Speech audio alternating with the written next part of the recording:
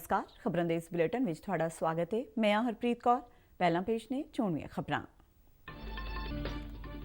243 मैंबरी बिहार विधानसभा ਦੀਆਂ ਚੋਣਾਂ ਦੇ ਰੁਝਾਨਾਂ ਅਨੁਸਾਰ ਐਨਡੀਏ 127 ਅਤੇ ਮਹਾਗਠਬੰਧਨ 106 ਸੀਟਾਂ ਤੇ ਅੱਗੇ। ਹੁਣ ਤੱਕ ਐਲਾਨੇ ਗਏ ਨਤੀਜਿਆਂ ਅਨੁਸਾਰ ਐਨਡੀਏ ਨੂੰ 47 ਤੇ ਮਹਾਗਠਬੰਧਨ ਨੂੰ 33 ਸੀਟਾਂ ਤੇ ਜਿੱਤ ਹਾਸਲ ਹੋਈ।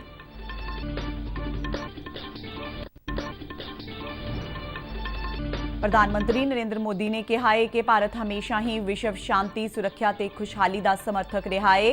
शंघाई चीन सहयोग वर्चुअल शिखर सम्मेलन ਨੂੰ ਸੰਬੋਧਨ ਕਰਦਿਆਂ प्रधानमंत्री ने कहा कि एससीओ एजेंडे ਵਿੱਚ गैर ਜ਼ਰੂਰੀ ਤੌਰ ਤੇ ਦੁਵੱਲੇ ਮੁੱਦਿਆਂ ਨੂੰ ਉਠਾਉਣ ਦੇ ਯਤਨ एससीओ ਚਾਰਟਰ ਦੀ ਉਲੰਘਣਾ ਹੈ।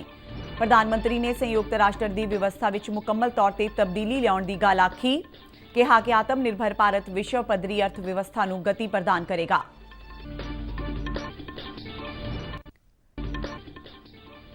ਭਾਰਤ ਵਿੱਚ ਕੋਵਿਡ-19 ਦੇ ਐਕਟਿਵ ਮਾਮਲਿਆਂ ਵਿੱਚ ਭਾਰੀ ਗਿਰਾਵਟ। ਪੁਸ਼ਟੀ ਵਾਲੇ ਕੁੱਲ ਮਾਮਲਿਆਂ ਵਿੱਚੋਂ ਐਕਟਿਵ ਮਾਮਲੇ 6% ਤੋਂ ਵੀ ਹੇਠਾਂ ਆਏ। ਪੰਜਾਬ ਸਰਕਾਰ ਵੱਲੋਂ ਦੀਵਾਲੀ ਤੇ ਗੁਰਪੁਰਬ ਮੌਕੇ ਪਟਾਕੇ ਚਲਾਉਣ ਲਈ ਵਿਸ਼ੇਸ਼ ਹਦਾਇਤਾਂ ਜਾਰੀ। ਦੀਵਾਲੀ ਵਾਲੀ ਰਾਤ ਨੂੰ 8 ਵਜੇ ਤੋਂ 10 ਵਜੇ ਤੱਕ ਤੇ ਗੁਰਪੁਰਬ ਤੇ ਸਵੇਰੇ 4 ਵਜੇ ਤੋਂ 5 ਵਜੇ ਤੇ ਰਾਤ 9 ਵਜੇ ਤੋਂ 10 ਵਜੇ ਤੱਕ ਸਿਰਫ ਹਰੇ ਪਟਾਕੇ ਚਲਾਉਣ ਦੀ ਹੀ ਇਜਾਜ਼ਤ ਹੋਵੇਗੀ। पंजाब के मुख्यमंत्री कैप्टन अमरिंदर सिंह ने सूबे विच कोविड-19 महामारी के मद्देनज़र दूजे सीरो सर्वे की तजवीज़ नूं प्रवानगी दी। दिवाली का त्यौहार मनाउण लई लोकां विच चीनी समान की थां ते स्वदेशी बिजली लड़ियां ते होर साजो समान की खरीदारी लई भारी उत्साह। जलंधर के फगवाड़ा गेट स्थित बिजली मार्केट विच स्वदेशी समान खरीदण लई लोकां की भारी भीड़।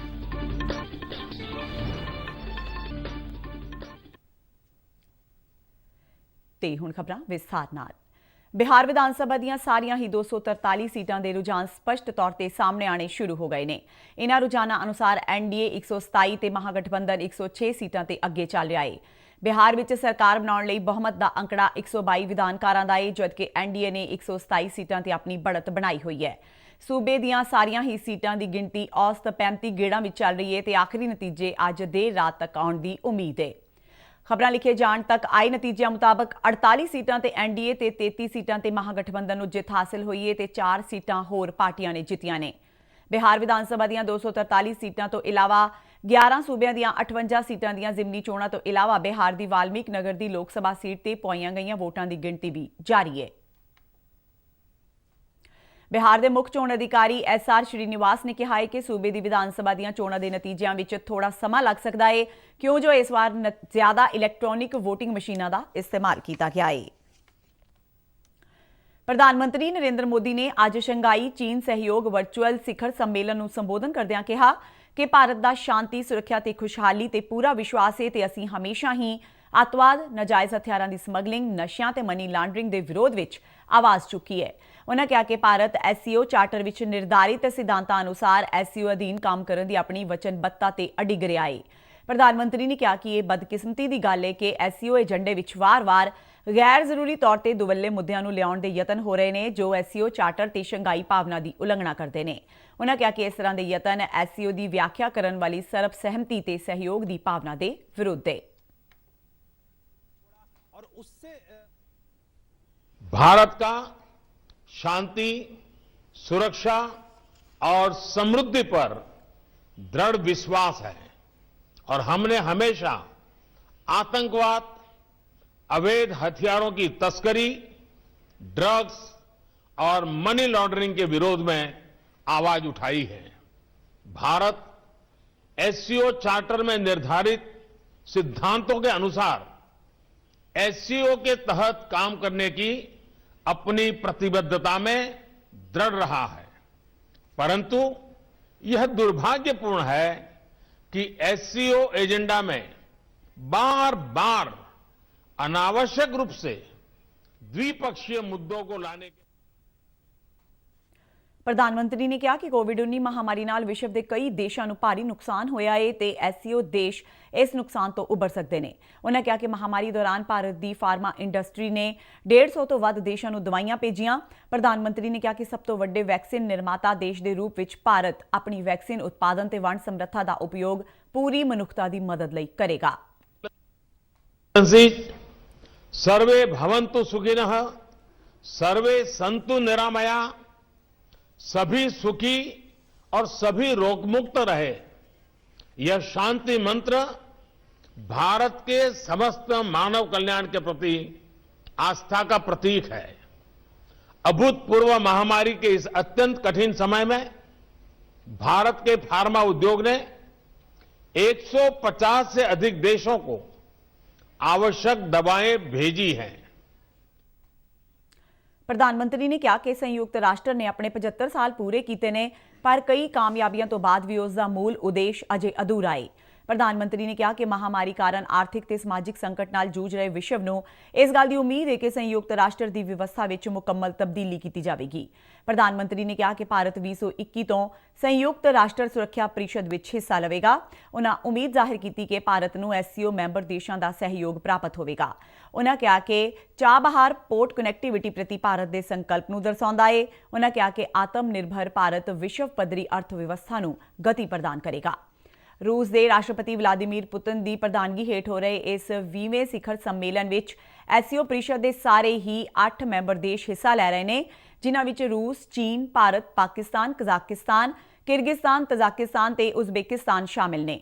इन्हां तो इलावा एससीओ के 4 ऑबजरवर देश भी ईरान, अफगानिस्तान, बेलारूस ते मंगोलिया हिस्सा लै रहे हैं। ਇਹ ਤੀਜੀ ਵਾਰ ਹੈ ਜਦੋਂ ਭਾਰਤ ਇੱਕ ਮੁਕੰਮਲ ਮੈਂਬਰ ਦੇ ਤੌਰ ਤੇ ਇਸ ਸਿਖਰ ਸੰਮੇਲਨ ਵਿੱਚ ਹਿੱਸਾ ਲੈ ਰਿਹਾ ਹੈ ਤੇ ਪਹਿਲੀ ਵਾਰ ਹੈ ਜਦੋਂ ਐਸਸੀਓ ਸਿਖਰ ਸੰਮੇਲਨ ਵਰਚੁਅਲ ਤੌਰ ਤੇ ਆਯੋਜਿਤ ਕੀਤਾ ਗਿਆ ਹੈ। ਭਾਰਤ ਨੂੰ 2005 ਵਿੱਚ ਐਸਸੀਓ ਵਿੱਚ ਆਬਜ਼ਰਵਰ ਦਾ ਦਰਜਾ ਪ੍ਰਦਾਨ ਕੀਤਾ ਗਿਆ ਸੀ ਤੇ 2017 ਵਿੱਚ ਇਸ ਨੂੰ ਪੂਰਾ ਮੈਂਬਰ ਬਣਾਇਆ ਗਿਆ ਸੀ। ਪ੍ਰਧਾਨ-ਮੰਤਰੀ ਨਰਿੰਦਰ ਮੋਦੀ 12 ਨਵੰਬਰ ਨੂੰ ਵੀਡੀਓ ਕਾਨਫਰੰਸ ਰਾਹੀਂ ਦਿੱਲੀ ਦੀ ਜਵਾਹਰ ਲਾਲ ਨਹਿਰੂ ਯੂਨੀਵਰਸਿਟੀ ਦੇ ਕੈਂਪਸ ਵਿੱਚ स्वामी विवेकानंद के आदम कद बुत तो पर्दा हटाने की रस्म अदा करनगे। केंद्रीय सिक्ख्या मंत्री रमेश पोखरियाल निशंक भी इस मौके हाजिर रहणगे। स्वामी विवेकानंद का दर्शन शास्त्र ते मिशन अज भी देश के नौजवानों लई प्रेरणा का स्रोत है ते भारत अजिही महान शख्सियत लई गौरव महसूस करता है जिन्हां ने विश्व भर विच ਲੱਖਾਂ ਦੀ ਤਾਦਾਦ ਵਿੱਚ ਲੋਕਾਂ ਨੂੰ ਪ੍ਰੇਰਿਤ ਕੀਤਾ ਹੈ ਤੇ ਅਜੇ ਵੀ ਉਹਨਾਂ ਨੂੰ स्वामी विवेकानंद ਦੇ ਜੀਵਨ ਤੋਂ ਪ੍ਰੇਰਨਾ ਮਿਲ ਰਹੀ ਹੈ। ਪ੍ਰਧਾਨ-ਮੰਤਰੀ ਨੇ ਹਮੇਸ਼ਾ ਕਿਹਾ ਹੈ ਕਿ स्वामी विवेकानंद ਦੇ ਵਿਚਾਰ ਅੱਜ ਵੀ ਉਨੇ ਹੀ ਟੁਕਵੇਂ ਨੇ ਜਿੰਨੇ ਉਹਨਾਂ ਦੇ ਜੀਵਨ ਕਾਲ ਵਿੱਚ ਸਨ। ਪ੍ਰਧਾਨ-ਮੰਤਰੀ ਨੇ ਆਪ ਵੀ ਕਈ ਵਾਰ ਲੋਕਾਂ ਦੀ ਸੇਵਾ ਤੇ ਦੇਸ਼ ਦੇ ਨੌਜਵਾਨਾਂ ਦੇ ਸ਼ਕਤੀਕਰਨ ਤੇ ਜ਼ੋਰ ਦਿੱਤਾ ਹੈ ਤਾਂ ਜੋ ਦੇਸ਼ ਨੂੰ ਭੌਤਿਕ, ਮਾਨਸਿਕ ਤੇ ਅਧਿਆਤਮਿਕ ਤੌਰ ਤੇ ਮਜ਼ਬੂਤ ਕੀਤਾ ਜਾ ਸਕੇ ਤੇ ਇਸ ਦੇ ਨਾਲ ਹੀ ਭਾਰਤ ਦੇ ਵਿਸ਼ਵਵਿਆਪੀ ਨਜ਼ਰੀਏ ਨੂੰ ਵਧਾਇਆ ਜਾ ਸਕੇ। ਪ੍ਰਧਾਨ-ਮੰਤਰੀ ਦਾ ਕਹਿਣਾ ਹੈ ਕਿ ਭਾਰਤ ਦੀ ਖੁਸ਼ਹਾਲੀ ਤੇ ਸ਼ਕਤੀ ਇਸ ਦੇ ਲੋਕਾਂ ਵਿੱਚ ਵਸਦੀ ਹੈ, ਇਸ ਲਈ ਸ਼ਕਤੀਕਰਨ ਹੀ ਦੇਸ਼ ਨੂੰ ਸਵੈ ਨਿਰਭਰ ਭਾਰਤ ਦੇ ਟੀਚੇ ਨੂੰ ਹਾਸਲ ਕਰਨ ਦੀ ਦਿਸ਼ਾ ਵੱਲ ਅੱਗੇ ਲਿਜਾ ਸਕਦਾ ਹੈ। ਕੇਂਦਰੀ ਸਿਹਤ ਮੰਤਰਾਲਾ ਨੇ ਕਿਹਾ ਹੈ ਕਿ ਕੋਵਿਡ-19 ਮਹਾਮਾਰੀ ਤੇ ਕਾਬੂ ਪਾਉਣ ਵਿੱਚ ਭਾਰਤ ਨੂੰ ਵੱਡੀ ਸਫਲਤਾ ਹਾਸਲ ਹੋਈ ਹੈ ਅਤੇ ਦੇਸ਼ ਵਿੱਚ ਹੁਣ ਪੁਸ਼ਟੀ ਵਾਲੇ ਕੁੱਲ ਮਾਮਲੇ 6% ਤੋਂ ਵੀ ਹੇਠਾਂ ਆ ਗਏ ਨੇ। ਮੰਤਰਾਲਾ ਵੱਲੋਂ ਅੱਜ ਸਵੇਰੇ ਕੀਤੇ ਗਏ ਇੱਕ ਟਵੀਟ ਵਿੱਚ ਕਿਹਾ ਗਿਆ ਹੈ ਕਿ ਦੇਸ਼ ਵਿੱਚ ਇਸ ਵੇਲੇ ਠੀਕ ਹੋਣ ਵਾਲੇ ਮਰੀਜ਼ਾਂ ਦਾ ਕੁੱਲ ਪ੍ਰਤੀਸ਼ਤ 92% ਤੋਂ ਉੱਤੇ ਹੋ ਗਿਆ ਹੈ। ਮੰਤਰਾਲਾ ਨੇ ਕਿਹਾ ਕਿ ਸਮੇਂ ਸਿਰ ਕੋਵਿਡ ਮਰੀਜ਼ਾਂ ਦੀ ਪਛਾਣ ਅਤੇ ਵੱਡੇ ਪੱਧਰ ਤੇ ਟੈਸਟਿੰਗ ਤੋਂ ਬਾਅਦ ਮਰੀਜ਼ਾਂ ਨੂੰ ਇਕਾਂਤਵਾਸ ਵਿੱਚ ਭੇਜਣ ਤੇ ਹਸਪਤਾਲਾਂ ਵਿੱਚ ਦਾਖਲ ਕਰਨ ਨਾਲ ਭਾਰਤ ਨੂੰ ਇਹ ਕਾਮਯਾਬੀ ਹਾਸਲ ਹੋਈ ਹੈ। ਮੰਤਰਾਲਾ ਨੇ ਕਿਹਾ ਕਿ ਕੇਂਦਰ ਸਰਕਾਰ ਵੱਲੋਂ ਚੁੱਕੇ ਗਏ ਕਦਮਾਂ ਸਦਕਾ ਐਕਟਿਵ ਮਾਮਲਿਆਂ ਨੂੰ ਚੰਗੇ ਤਰੀਕੇ ਨਾਲ ਪ੍ਰਬੰਧਿਤ ਕਰਨ ਕਰਕੇ ਠੀਕ ਹੋਣ ਵਾਲੇ ਮਰੀਜ਼ਾਂ ਦੀ ਦਰ ਵਿੱਚ ਲਗਾਤਾਰ ਵਾਧਾ ਹੋ ਰਿਹਾ ਹੈ। ਪਿਛਲੇ 24 ਘੰਟਿਆਂ ਦੌਰਾਨ 41,033 ਕੋਵਿਡ ਮਰੀਜ਼ ਠੀਕ ਹੋਏ ਨੇ, ਜਿਸ ਨਾਲ ਦੇਸ਼ ਵਿੱਚ ਠੀਕ ਹੋਣ ਵਾਲੇ ਮਰੀਜ਼ਾਂ ਦੀ ਗਿਣਤੀ 79,59,406 ਹੋ ਗਈ ਹੈ। ਸਿਹਤ ਮੰਤਰਾਲਾ ਵੱਲੋਂ ਜਾਰੀ ਕੀਤੇ ਗਏ ਅੰਕੜਿਆਂ ਅਨੁਸਾਰ ਦੇਸ਼ ਵਿੱਚ ਇਸ ਵੇਲੇ ਪੁਸ਼ਟੀ ਵਾਲੇ ਕੁੱਲ ਮਰੀਜ਼ਾਂ ਦੀ ਗਿਣਤੀ 85,91,000 ਦੇ ਕਰੀਬ ਹੈ, ਜਿਨ੍ਹਾਂ ਵਿੱਚੋਂ 79 ਲੱਖ ਮਰੀਜ਼ ਠੀਕ ਹੋ ਚੁੱਕੇ ਨੇ। ਬੀਤੇ 24 ਘੰਟਿਆਂ ਦੌਰਾਨ ਕੋਰੋਨਾ ਕਾਰਨ 448 ਮੌਤਾਂ ਦਰਜ ਕੀਤੀਆਂ ਗਈਆਂ ਨੇ, ਜਿਸ ਨਾਲ ਦੇਸ਼ ਵਿੱਚ ਇਸ ਮਹਾਮਾਰੀ ਕਾਰਨ ਮਰਨ ਵਾਲਿਆਂ ਦੀ ਗਿਣਤੀ 1,27,059 ਹੋ ਗਈ ਹੈ ਤੇ ਬੀਤੇ ਦਿਨ ਤੱਕ ਕੋਰੋਨਾ ਟੈਸਟਾਂ ਦੀ ਕੁੱਲ ਗਿਣਤੀ 11,96,15,857 ਹੋ ਗਈ ਹੈ, ਜਿਨ੍ਹਾਂ ਵਿੱਚੋਂ 10,43,665 ਟੈਸਟ ਬੀਤੇ ਇੱਕੋ ਦਿਨ ਵਿੱਚ ਕੀਤੇ ਗਏ। ਪੰਜਾਬ ਦੇ ਮੁੱਖ ਮੰਤਰੀ ਕੈਪਟਨ ਅਮਰਿੰਦਰ ਸਿੰਘ ਨੇ ਮੰਡੀ ਗੋਬਿੰਦਗੜ੍ਹ ਨੂੰ ਛੱਡ ਕੇ ਸੂਬੇ ਵਿੱਚ ਦੀਵਾਲੀ ਤੇ ਗੁਰਪੁਰਬ ਤੇ ਪ੍ਰਦੂਸ਼ਣ ਮੁਕਤ ਹਰੇ ਪਟਾਕੇ ਚਲਾਉਣ ਲਈ 2 ਘੰਟਿਆਂ ਦਾ ਸਮਾਂ ਦੇਣ ਦਾ ਐਲਾਨ ਕੀਤਾ ਹੈ। ਇਸ ਦੇ ਨਾਲ ਹੀ ਉਹਨਾਂ ਨੇ ਕ੍ਰਿਸਮਸ ਦੇ ਤਿਉਹਾਰ ਤੇ ਵੀ ਕੁਝ ਰੋਕਾਂ ਨਾਲ ਪਟਾਕੇ ਚਲਾਉਣ ਦੀ ਇਜਾਜ਼ਤ ਦੇਣ ਦਾ ਐਲਾਨ ਕੀਤਾ। ਕੋਵਿਡ-19 ਮਹਾਮਾਰੀ ਬਾਰੇ ਅੱਜ ਹੋਈ ਵਰਚੁਅਲ ਸਮੀਖਿਆ ਮੀਟਿੰਗ ਦੌਰਾਨ ਮੁੱਖ ਮੰਤਰੀ ਨੇ ਕਿਹਾ ਕਿ ਮੰਡੀ ਗੋਬਿੰਦਗੜ੍ਹ ਦੀ ਹਵਾ ਦਾ ਪੱਧਰ ਮਾੜਾ ਹੈ, ਇਸ ਲਈ 9 ਨਵੰਬਰ ਦੀ ਅੱਧੀ ਰਾਤ ਤੋਂ 1 ਦਸੰਬਰ ਤੱਕ ਮੁਕੰਮਲ ਤੌਰ ਤੇ ਪਾਬੰਦੀ ਲਾਗੂ ਕੀਤੀ ਗਈ ਹੈ। ਇਨ੍ਹਾਂ ਹੁਕਮਾਂ ਮੁਤਾਬਕ ਸਿਰਫ ਹਰੇ ਪਟਾਕੇ ਚਲਾਉਣ ਦੀ ਹੀ ਇਜਾਜ਼ਤ ਹੋਵੇਗੀ ਤੇ 14 ਨਵੰਬਰ ਨੂੰ ਦੀਵਾਲੀ ਵਾਲੀ ਰਾਤ ਨੂੰ 8 ਵਜੇ ਤੋਂ 10 ਵਜੇ ਤੱਕ ਹੀ ਪਟਾਕੇ ਚਲਾਏ ਜਾ ਸਕਦੇ ਨੇ। ਇਸ ਤੋਂ ਇਲਾਵਾ 3 ਨਵੰਬਰ ਨੂੰ ਗੁਰਪੁਰਬ ਤੇ ਸਵੇਰੇ 4 ਵਜੇ ਤੋਂ 5 ਵਜੇ ਤੱਕ ਅਤੇ ਰਾਤ 9 ਵਜੇ ਤੋਂ 10 ਵਜੇ ਤੱਕ ਹਰੇ ਪਟਾਕੇ ਚਲਾਉਣ ਦੀ ਇਜਾਜ਼ਤ ਦਿੱਤੀ ਗਈ ਹੈ। ਕ੍ਰਿਸਮਸ क्रिसमस ते भी रात 11:55 ਤੋਂ ਲੈ ਕੇ ਸਵੇਰੇ 12:30 ਵਜੇ ਤੱਕ ਪਟਾਕੇ ਚਲਾਏ ਜਾ ਸਕਣਗੇ। ਉਹਨਾਂ ਕਿਹਾ ਕਿ ਇਹਨਾਂ ਪਾਬੰਦੀਆਂ ਦੀ ਉਲੰਘਣਾ ਕਰਨ ਤੇ ਕਾਨੂੰਨ ਅਨੁਸਾਰ ਬਣਦੀ ਕਾਰਵਾਈ ਕੀਤੀ ਜਾਵੇਗੀ। ਉਹਨਾਂ ਪੁਲਿਸ ਮੁਖੀ ਦਿਨਕਰ ਗੁਪਤਾ ਨੂੰ ਹਦਾਇਤ ਦਿੱਤੀ ਕਿ ਉਹ ਇਹਨਾਂ ਪਾਬੰਦੀਆਂ ਨੂੰ ਸਖਤੀ ਨਾਲ ਲਾਗੂ ਕਰਨ ਦੇ ਕੰਮ ਨੂੰ ਯਕੀਨੀ ਬਣਾਉਣ। ਪੰਜਾਬ ਦੇ ਮੁੱਖ ਮੰਤਰੀ ਕੈਪਟਨ ਅਮਰਿੰਦਰ ਸਿੰਘ ਨੇ ਸੂਬੇ ਵਿੱਚ ਕੋਵਿਡ ਮਹਾਮਾਰੀ ਦੇ ਫੈਲਣ ਬਾਰੇ ਪਤਾ ਲਗਾਉਣ ਲਈ ਵੱਡੇ ਪੱਧਰ ਤੇ ਦੂਜਾ ਸੀਰੋ ਸਰਵੇ ਕਰਨ ਦੀ ਤਜਵੀਜ਼ ਨੂੰ ਹਰੀ ਝੰਡੀ ਦੇ ਦਿੱਤੀ ਹੈ। ਸੀਰੋ ਸਰਵੇ ਨਵੰਬਰ ਦੇ ਤੀਜੇ ਹਫ਼ਤੇ ਵਿੱਚ ਸ਼ੁਰੂ ਕੀਤਾ ਜਾਵੇਗਾ ਤੇ ਇਸ ਦੇ ਨਤੀਜੇ ਨਵੰਬਰ ਦੇ ਅਖੀਰ ਵਿੱਚ ਆਉਣ ਦੀ ਉਮੀਦ ਹੈ। ਇਹ ਸਰਵੇ ਆਮ ਜਨਤਾ ਵਿੱਚੋਂ 4800 ਵਿਅਕਤੀਆਂ ਦੇ ਅਟਕਲ-ਪੱਚੂ ਸੈਂਪਲਾਂ ਤੇ ਆਧਾਰਿਤ ਹੋਵੇਗਾ ਤੇ ਇਸ ਦੇ ਨਤੀਜੇ ਨਵੰਬਰ ਦੇ ਅਖੀਰ ਵਿੱਚ ਜਾਰੀ ਕੀਤੇ ਜਾਣਗੇ। ਵਰਚੁਅਲ ਤੌਰ ਤੇ ਕੀਤੀ ਗਈ ਕੋਵਿਡ ਸਮੀਖਿਆ ਮੀਟਿੰਗ ਵਿੱਚ ਮੁੱਖ ਮੰਤਰੀ ਨੇ ਸਿਹਤ ਮਾਹਿਰਾਂ ਦੀ ਇਸ ਗੱਲ ਤੇ ਸਹਿਮਤੀ ਜਤਾਈ ਕਿ ਕੰਟੇਨਮੈਂਟ ਜ਼ੋਨਾਂ ਤੋਂ ਬਾਹਰ ਕੋਵਿਡ-2 ਦੇ ਪਸਾਰੇ ਦਾ ਜਾਇਜ਼ਾ ਲੈਣ ਲਈ ਇਹ ਸਰਵੇ ਕੀਤਾ ਜਾਣਾ ਜ਼ਰੂਰੀ ਹੈ। ਪਹਿਲਾ ਸੀਰੋ ਸਰਵੇ 5 ਜ਼ਿਲ੍ਹਿਆਂ ਦੇ 5 ਕੰਟੇਨਮੈਂਟ ਜ਼ੋਨਾਂ ਵਿੱਚ ਕੀਤਾ ਗਿਆ ਸੀ ਤੇ ਇਹ ਸਰਵੇ ਪਟਿਆਲਾ, ਮੋਹਾਲੀ, ਲੁਧਿਆਣਾ, ਜਲੰਧਰ ਤੇ ਅੰਮ੍ਰਿਤਸਰ ਵਿੱਚ ਕੀਤਾ ਗਿਆ ਸੀ। ਦੂਜਾ ਸਰਵੇ 12 ਚੋਣਵੇਂ ਜ਼ਿਲ੍ਹਿਆਂ ਦੇ 120 ਕਲਸਟਰਾਂ ਵਿੱਚ ਕੀਤਾ ਜਾਵੇਗਾ, ਜਿਨ੍ਹਾਂ ਵਿੱਚ 60 ਪਿੰਡ ਤੇ 60 ਸ਼ਹਿਰੀ ਵਾਰਡ ਸ਼ਾਮਿਲ ਹੋਣਗੇ। ਹਰੇਕ ਕਲਸਟਰ ਵਿੱਚ 40 ਵਿਅਕਤੀਆਂ ਨੂੰ ਸ਼ਾਮਿਲ ਕੀਤਾ ਜਾਵੇਗਾ। ਸਰਵੇ ਲਈ ਖੂਨ ਦੇ ਨਮੂਨੇ ਵਿੱਚ IgG ਐਂਟੀਬਾਡੀ ਦਾ ਪਤਾ ਲਗਾਉਣ ਲਈ ਐਲੀਸਾ ਟੈਸਟ ਦਾ ਇਸਤੇਮਾਲ ਕੀਤਾ ਜਾਵੇਗਾ। ਮੀਟਿੰਗ ਵਿੱਚ ਇਹ ਜਾਣਕਾਰੀ ਵੀ ਦਿੱਤੀ ਗਈ ਕਿ ਸੈਂਪਲਿੰਗ ਸਕੀਮ ਤੇ ਸਰਵੇ ਦੀ ਵਿਧੀ ਭਾਰਤੀ ਮੈਡੀਕਲ ਖੋਜ ਪ੍ਰੀਸ਼ਦ ਦੇ ਸੀਰੋ ਸਰਵੇ ਪ੍ਰੋਟੋਕੋਲ ਤੋਂ ਅਪਣਾਈ ਗਈ ਹੈ। ਦੀਵਾਲੀ ਦੇ ਤਿਉਹਾਰ ਦੇ ਮੱਦੇਨਜ਼ਰ ਪੰਜਾਬ ਦੇ ਸਾਰੇ ਹੀ ਸ਼ਹਿਰਾਂ ਤੇ ਬਾਜ਼ਾਰਾਂ ਵਿੱਚ ਰੌਣਕਾਂ ਦੇਖਣ ਨੂੰ ਮਿਲ ਰਹੀਆਂ ਨੇ। ਜਲੰਧਰ ਦੇ ਬਾਜ਼ਾਰਾਂ ਵਿੱਚ ਵੀ ਦੀਵਾਲੀ ਦੇ ਤਿਉਹਾਰ ਤੇ ਇੱਕ ਦੂਜੇ ਨੂੰ ਤੋਹਫੇ ਦੇਣ ਤੇ ਬਿਜਲੀ ਦਾ ਸਮਾਨ ਖਰੀਦਣ ਲਈ ਲੋਕਾਂ ਦੀ ਭੀੜ ਦੇਖਣ ਨੂੰ ਮਿਲ ਰਹੀ ਹੈ। ਜਲੰਧਰ ਦੀ ਫਗਵਾੜਾ ਗੇਟ ਮਾਰਕੀਟ ਬਿਜਲੀ ਦੇ ਸਾਜ਼ੋ ਸਮਾਨ ਦੀ ਸਭ ਤੋਂ ਵੱਡੀ ਮਾਰਕੀਟ ਹੈ ਤੇ ਲੋਕਾਂ ਦੀ ਰੌਣਕ ਨਾਲ ਬਿਜਲੀ ਦੇ ਕਾਰੋਬਾਰੀ ਲੋਕਾਂ ਵਿੱਚ ਖਾਸਾ ਉਤਸ਼ਾਹ ਹੈ। ਕਾਰੋਬਾਰੀਆਂ ਨੂੰ ਉਮੀਦ ਹੈ ਕਿ ਕੋਵਿਡ-19 ਮਹਾਮਾਰੀ ਕਾਰਨ ਬਰਬਾਦ ਹੋਏ ਕਾਰੋਬਾਰ ਨੂੰ ਦੀਵਾਲੀ ਦੇ ਤਿਉਹਾਰ ਤੇ ਕੁਝ ਰਾਹਤ ਮਿਲੇਗੀ। ਇਸ ਵਾਰ ਬਾਜ਼ਾਰਾਂ ਵਿੱਚ ਬਿਜਲੀ ਦੇ ਸਵਦੇਸ਼ੀ ਸਮਾਨ ਦੀ ਭਾਰੀ ਮੰਗ ਹੈ ਤੇ ਪੂਰਾ ਸ਼ਹਿਰ ਤੇ ਇਮਾਰਤਾਂ ਸਵਦੇਸ਼ੀ ਝਾਲਰਾਂ ਨਾਲ ਜਗਮਗਾਉਣਗੀਆਂ। ਇਲੈਕਟ੍ਰੋਨਿਕਸ ਦਾ ਕਾਰੋਬਾਰ ਕਰਨ ਵਾਲੇ ਇੰਦਰਜੀਤ ਸਿੰਘ ਨੇ ਦੱਸਿਆ ਕਿ ਪਿਛਲੇ ਵਰ੍ਹਿਆਂ ਦੌਰਾਨ ਚੀਨੀ ਝਾਲਰਾਂ ਕਾਰਨ ਉਹਨਾਂ ਦੇ ਕਾਰੋਬਾਰ ਵਿੱਚ ਕਾਫੀ ਕਮੀ ਆਈ ਸੀ, ਪਰ ਇਸ ਵਾਰ ਪ੍ਰਧਾਨ ਮੰਤਰੀ ਦੇ ਸਵਦੇਸ਼ੀ ਨਾਅਰੇ ਨਾਲ ਉਹਨਾਂ ਦੇ ਕਾਰੋਬਾਰ ਨੂੰ ਮਜ਼ਬੂਤੀ ਮਿਲੀ ਹੈ। ਪ੍ਰਧਾਨ ਮੰਤਰੀ ਸਾਹਿਬ ਨੇ ਕਿਹਾ ਵੀ ਇੰਡੀਅਨ ਮਾਲ ਵਿਕਣਾ ਚਾਹੀਦਾ, ਇੰਡੀਅਨ ਮਾਲ ਬਣਨਾ ਚਾਹੀਦਾ। ਇਹਦੇ ਨਾਲ ਬਹੁਤ ਫਰਕ ਪਿਆ ਜੀ, ਇੰਡੀਅਨ ਮਾਲ ਵਿਕਦਾ ਪਿਆ, ਇਹਦੇ ਨਾਲ ਕੰਮਕਾਜ ਸਾਨੂੰ ਰੋਜ਼ਗਾਰ ਵਧਿਆ ਹੈ। ਅਸੀਂ ਪ੍ਰਧਾਨ ਮੰਤਰੀ ਦੇ ਬਹੁਤ ਧੰਨਵਾਦੀ ਹਾਂ। ਦੇਸੀ ਆਪ ਬਣਾਏ ਨੇ ਇੰਡੀਅਨ ਤਾਰ ਲਾ ਕੇ, ਇੰਡੀਅਨ ਸਭ ਕੁਛ ਆਪਣੇ ਹੱਥੀ ਬਣੀ ਲੜੀ। ਚਾਈਨਾ ਦੇ ਤੁਹਾਨੂੰ ਪਤਾ ਠੀਕ ਨਹੀਂ, ਰਿਪੇਅਰ ਨਹੀਂ ਹੁੰਦੀ, ਇਹ ਰਿਪੇਅਰ ਵਾਲੀ ਲੜੀ ਆ, ਖਰਾਬ ਹੋਵੇ ਠੀਕ ਹੋ ਜਾਂਦੀ ਹੈ।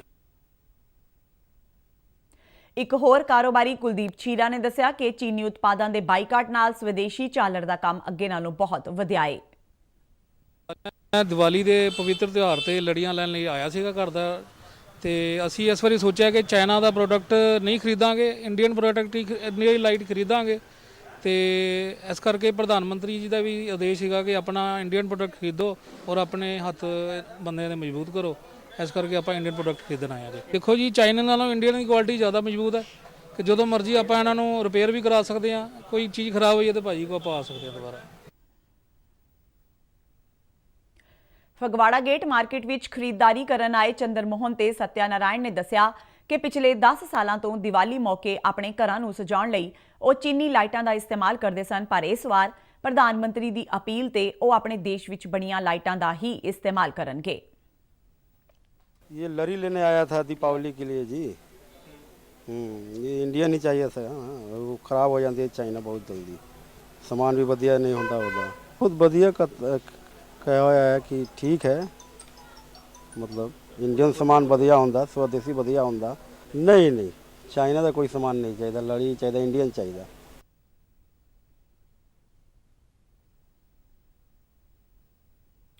ਤੇ ਇਸ ਦੇ ਨਾਲ ਹੀ ਖਬਰਾਂ ਦਾ ਇਹ ਬੁਲੇਟਿਨ ਖਤਮ ਹੁੰਦਾ ਹੈ। ਆਗਿਆ ਦਿਓ, ਨਮਸਕਾਰ।